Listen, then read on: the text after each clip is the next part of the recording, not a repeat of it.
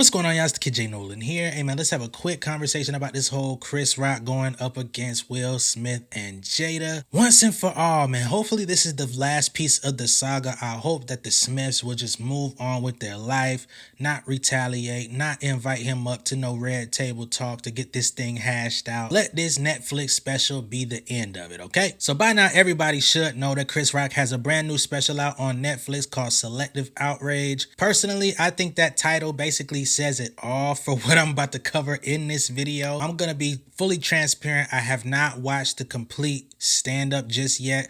I've seen the same clips that y'all have seen on social media, and I've also seen all of the backlash that he's catching. So this is what we're gonna address in this moment. It's been about a full year to the date when Chris Rock originally got slapped at the Oscars by Will Smith. We all seen it. Ever since that moment, Chris Rock has been touring. He's been all over the world doing comedy specials, comedy shows. Everybody's been waiting to see if and or when he was going to actually address the slap. It's been an entire year. He has done no bits about it, no pieces, no think pieces. He ain't done no interviews about it, nothing. So he's kept a very tight lip about the situation, and finally he unveils his feelings. When he finally got to the Will Smith section, or the Will and Jada section, was at the end of the entire show, he starts going in about how the entanglement or whatever the hell they had going on, where Jada ended up with August Alsina and how she ended up interviewing him on Red Table Talk. And basically Chris Rock was like, man, we've all been cheated on before, but we ain't never seen a motherfucker that got cheated on get interviewed by the person that did it. And how the world erupted. Everybody called him a,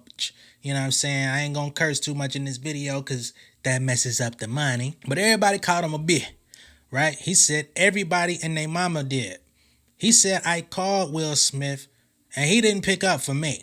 But everybody else was calling him a bitch. You understand? So he wasn't really understanding why Will Smith took out all of his anger, his anguish and frustration on him, when he was one of the few people that actually tried to reach out to him to see how he was doing in the midst of that struggle. Now, when you look back on the joke, right, the G.I. Jane joke, it was probably one of the weakest jokes ever made. But of course, being that Jada Pinkett Smith is dealing with alopecia and hair loss and stuff like that, I do understand why it was a sensitive subject for the family. You know what I'm saying? And I can see why Will Smith might feel a way about it. But again, as somebody that does have a comedic background, you might think Will would understand. I mean, everybody's seen him laugh. Then he just switched up on some Kanye 2-second laugh back to serious. So just like the rest of the world, Chris Rock was very surprised and shocked. He talked about how he was raised up to not fight in front of white people. Of course, that's something that's naturally embedded in a lot of us as black people growing up. We could act a ass, act a donkey in front of our own people, but when you get in front of them white folk, you don't embarrass us in front of them white folk. Now you're messing up the money, you're messing up the reputation, and you're messing up the property value when they start feeling like making budget cuts and stuff. I understood that, and of course, again, this Netflix special is called Selective Outrage, right? So he's basically gonna give you pieces of content for you to feel some type of way about. So I think this was definitely pre-thought out. All of the talking points that people are up in arms about with this special, it was already premeditated.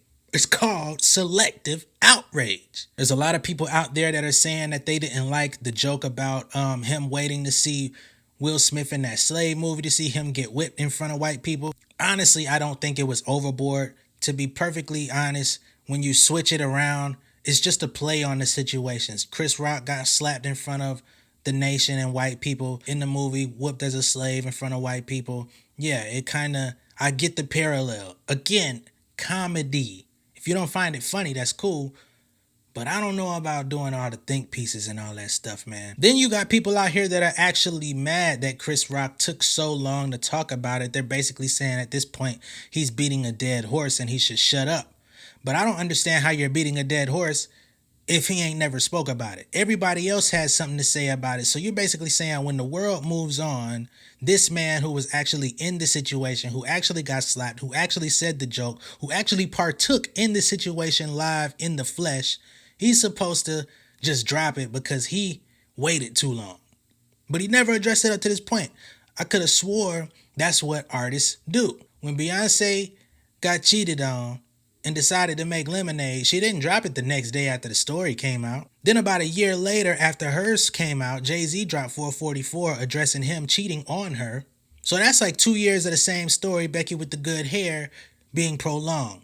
But when J and B do it, it's all good. Y'all hypocrites, man. When people go through things in their life, what do you think they do? They put it in their art and they decide when they want to talk about it or when they want to address it, because that's what creative license gives you, and that's what going through life gives you. A lot of y'all still blaming your mama for your relationship trauma to this day, or your daddy. It been 25 years. Ain't nobody gave you a statute of limitations on that though, but y'all want to talk about how a comedian says a joke. Y'all losing me, man. Y'all losing me.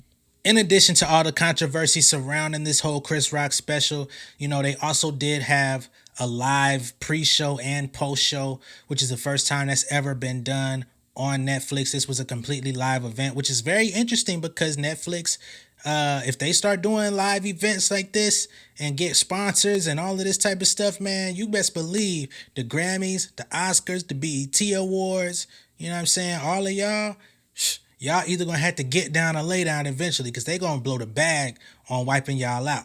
I don't feel the need to really go too far into anything else, man. We're really just addressing the buzz, the chatter, the mad motherfuckers out there. And I just wanted to let y'all know, y'all out of pocket, man. Y'all real out of pocket. Like a nigga that showed up to the club with nothing but cash, man. Y'all out of pocket. Let me know what y'all think down below in the comments, man. Did you think he went too far in the special? Do you think he should have shut up? Do you think artists should have to address things as soon as stuff happens, or they run the risk of their material becoming dated if they wait? Let me know what y'all think down below in the comments, man. Be sure to like and share this video. And if this is your first time seeing me on YouTube, go ahead and hit that subscribe button, hit the post notification bell for all updates, and I'll see y'all on the next one, man. Much love and respect. Stay safe.